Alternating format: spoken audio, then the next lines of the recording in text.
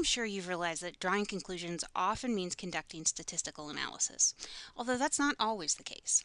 Researchers often conduct qualitative studies to gather detailed information and develop rich knowledge of a topic. Those projects still utilize systematic analysis, just in a different way.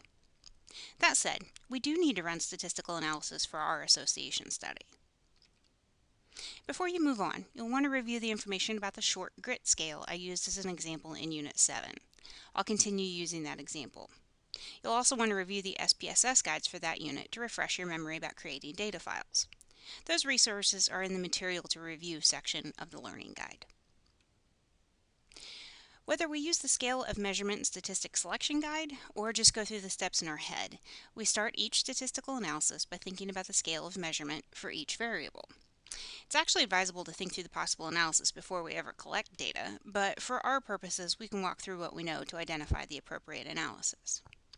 Pause this video to review the information in the guide and decide which analysis we need to conduct. As you've read, we sometimes use a chi-square or other statistics for association claims. The bivariate correlation is the appropriate test for our project, though. Before we can conduct the statistical analysis, we'll need to prepare the data file, as we learned about in Unit 7. If the learning guides don't help you remember how to do that, please go back and watch the videos in Section 7.1. I'll continue working with the example data set from the short grit scale that was used in those examples. When we have the data file open, we can access the dialog for the bivariate correlation by going to the Analyze menu, going down to Select Correlate, and then selecting Bivariate. The dialog box for the analysis will look like the one on the left in the slide, with the variables listed in the box on the left side. We locate the variables we want to analyze in that list and click to highlight them, like you see in the center box in the slide. We can select more than one variable by holding down the Control key. Then we click on the arrow between the two boxes to move the names of the variables into the box labeled Variables. It'll look like the box on the far right side of the slide. Two important things to note at this point. First, we typically analyze scale scores rather than individual questions, so that's part of the reason I selected what I did in this dialog.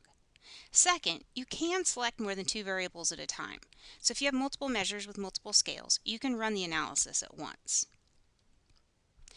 After we move our variables from the list on the left to the box on the right, we can click on the button labeled Options to see the dialog box to select additional statistics.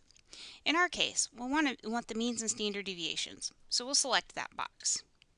When that's done, we can click on Continue and then click OK in the main dialog box.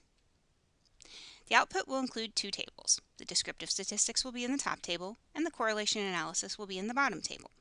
The next video will explain how to interpret the tables, but note that your tables may have more information than in the examples if you include more than two variables.